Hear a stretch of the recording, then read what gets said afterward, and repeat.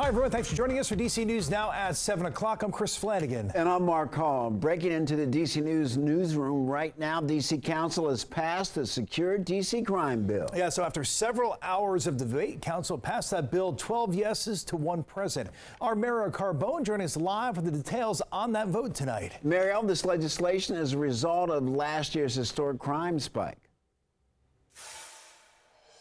Yeah, it really is, Mark, and it's taken a year to get to this point where Council has this comprehensive bill that it was able to vote on today. As you mentioned, unanimous yes for this. 12 council members voting yes. Councilmember Trayon White just voting present, not actually putting in a vote on this today.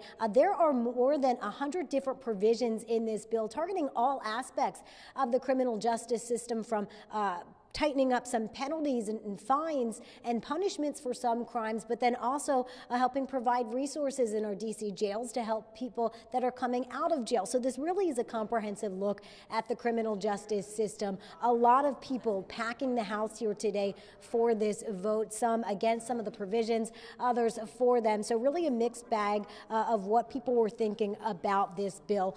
Today was really fine-tuning the final package that was voted on. I want to point out a couple amendments that were approved. One of them, a bit controversial leading up to the vote today, dealing with DNA collection and analysis. Council did pass an amendment to this that allows people to have their DNA taken if they are charged with a violent crime and a judge signs off on that. If the person is then found not guilty or the case is dropped, that DNA is to be expunged and destroyed. But some people still concerned about the ramifications of that now that that is approved here into DC law. Another aspect that was voted on today, an amendment dealing with felony theft. The bill originally put felony theft, at $500 or more.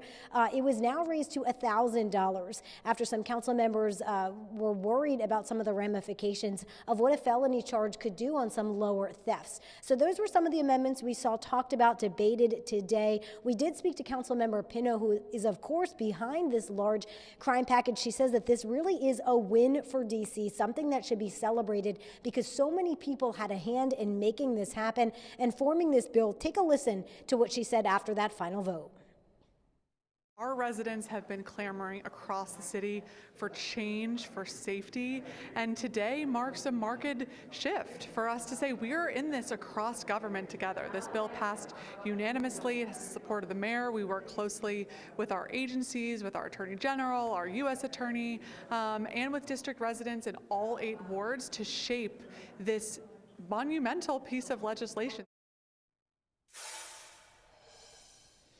And we spoke to some advocates as well after this, including someone with the ACLU, and they say, they're happy that this moved forward with some of the provisions in it, but there is still a lot people are worrying about in this. One of the things mentioned, those safe, free zones from drug use. They're worried about if that is actually legal to have in effect. So the ACLU, other agencies say that at this point out, we're just really going to be watching to see if any of this is challenged in court and how this all starts working out once it's into practice. So the fight is not over yet for those against some of the provisions, and even council members say that this is not the end all be all. There is still a lot of work that needs to be done around crime, and of course we'll continue covering that as it happens. More on this coming up tonight on DC News Now at 9 and 10, but for now, reporting live from the Wilson Building, I'm Mariel Carbone, DC News Now. And Mariel, thank you. It's certainly a big win for the mayor tonight. DC Mayor Muriel Bowser praising the passage of the crime bill. Her statement tonight reads, in part,